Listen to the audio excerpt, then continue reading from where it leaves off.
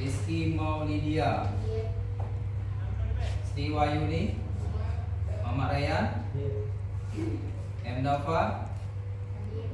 Marhaba. Baik, materi kita hari ini yaitu mengenai bugat.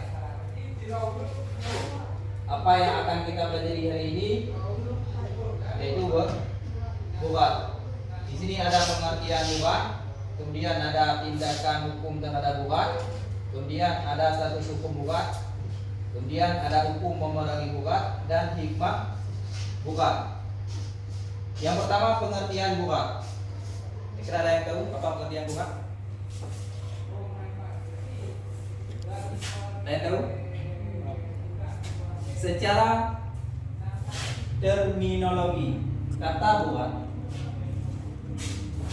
berasal dari bahasa Arab, isim fa'il, baghi.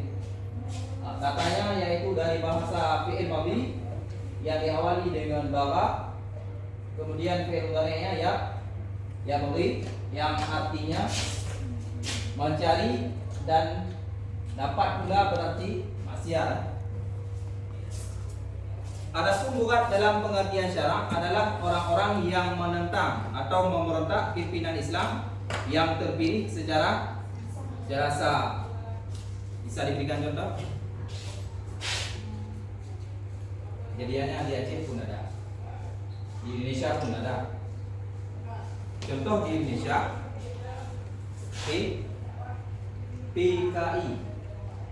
PKI tersebut dikategorikan kepada bugat. Kenapa mereka dikategorikan kepada bugat? Sebentar lagi akan ada penjelasannya.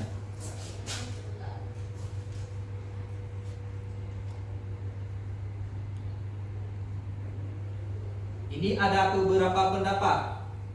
Ada menurut Syafi'iyah, bugat adalah perbudakan sekelompok orang jamaah yang mempunyai kekuatan dan pemimpin yang ditaati dengan takwil yang fasih. Maksudnya mereka melakukan pemberontakan secara berkelompok, secara berjamaah, memiliki kekuatan. Karena mengapa? Ada juga yang nanti tidak ada kekuatan, tetapi tidak dikategorikan kepada bugat. Misalnya kalian memiliki kekuatan, namun tidak memiliki jamaah untuk merekrut orang, kalian tidak terlalu pandai, sehingga cuma ada 5 orang misalnya ingin melakukan pemberontakan, menggulingkan satu pemerintahan, itu tidak dinamakan kepada bugat karena kekuatannya tidak banyak.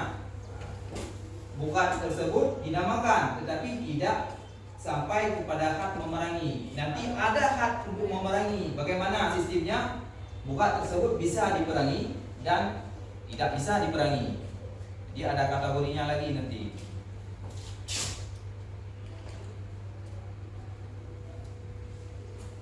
Tindakan hukum terhadap bugat. Para bugat harus diusahakan sedemikian rupa agar mereka sadar. Proses penyadaran kepada mereka harus dimulai dengan cara yang halus. Misalnya Mahaban,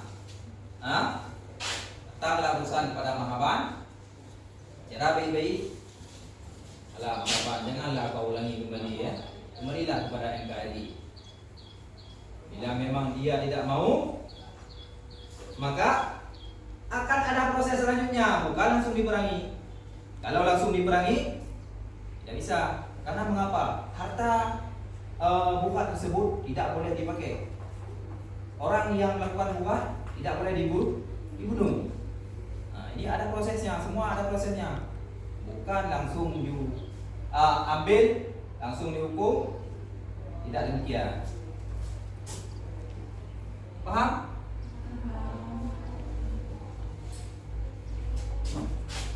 Apabila tindakan pertama tidak berhasil, maka tindakan selanjutnya adalah menasihati dan mengajak mereka agar mau mentaati imam yang sah. Maksud di sini, kalau di Indonesia kita bukan namanya imam, tapi namanya pemerintahan, presiden. Kalau di negara luar namanya imam, bisa saja raja. Bisa saja Perdana Menteri ya. Di India apa? Presiden di India apa? Di India Perdana Menteri. Di Malaysia Perdana Menteri juga kan?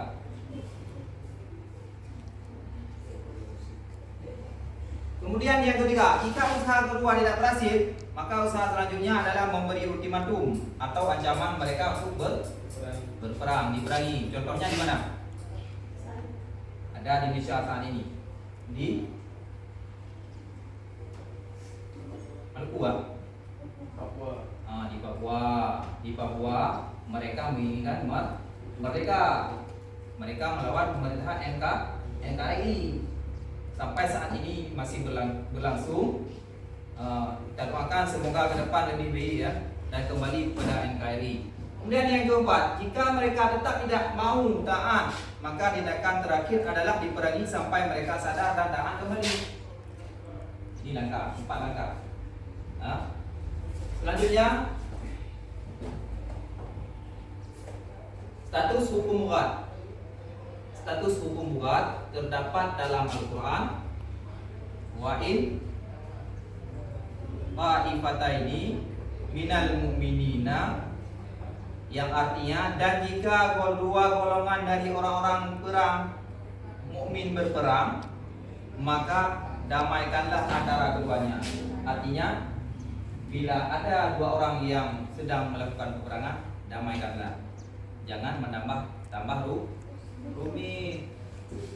Ini bukan yang kita pelajari sekarang, bukan untuk berperang, tetapi dalam keluarga pun juga ada bukat, namanya bukat kecil. Di sekolah pun ada bukat, namanya bukat kecil. Kalau misalkan mahasiswa melakukan demo, apakah dikategorikan kepada bukat?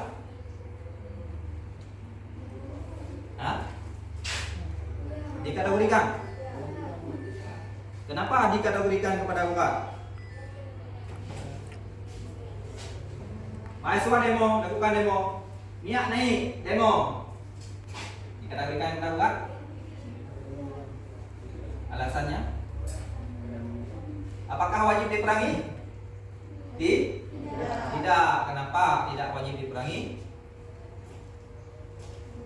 Karena mereka kan tidak ingin tidak menggulingkan pemerintahan, tetapi cuma meminta keadilan. Beda orang meminta keadilan dengan orang yang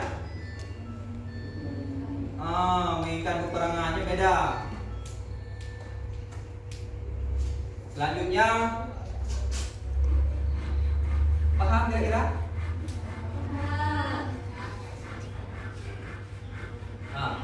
Hukum memerangi bukan ada dua. Yang pertama hukumnya wajib, yang kedua hukumnya mubah, boleh diperangi, boleh tidak diperangi.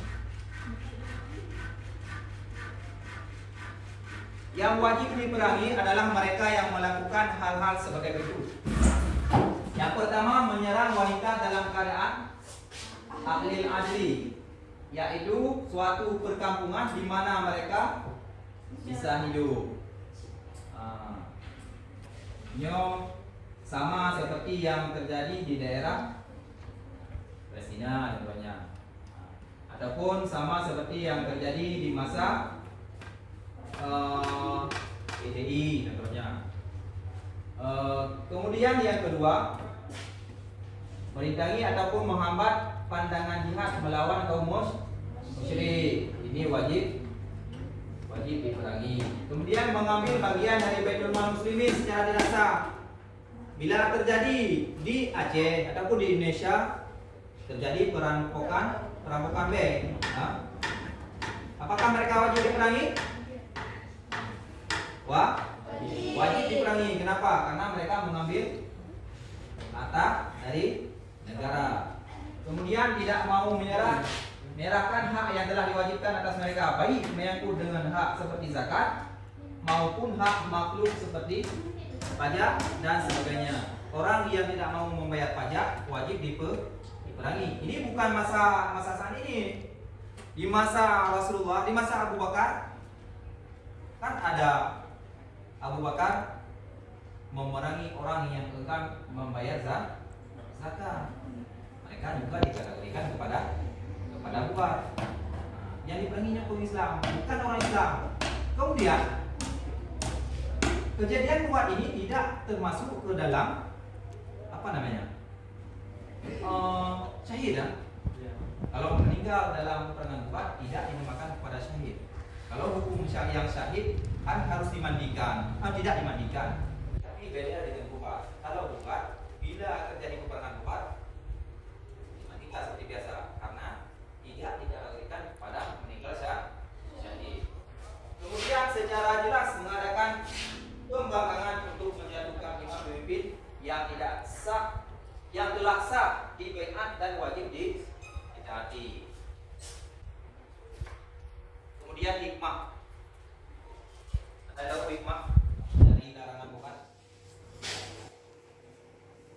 Dan jauh. Hikmah dilarang bukan. Hikmah hukum bagi bukan. Yang pertama, menghindarkan manusia, sekelompok manusia ataupun organisasi dari berbuat ke semena-mena yang tidak melewati jalur konstitusi yang diakui oleh negara. Oleh karena itu, pemberontakan sangat berbahaya bagi keutuhan suatu bangsa dan negara yang sah. Kemudian memberikan efek jera terhadap pelaku bubat agar tidak memberontak dan dapat kembali tobat secara mematuhi negara yang sah secara konstitusional dan hukum Islam. Kemudian memberikan pemahaman bahwa jika terdapat perbedaan pendapat terkait dengan jalannya pemerintahan, maka harus disalurkan dengan cara-cara yang benar.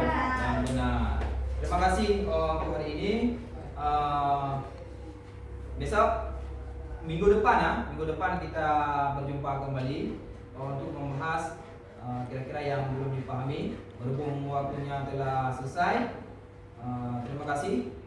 Assalamualaikum warahmatullahi wabarakatuh.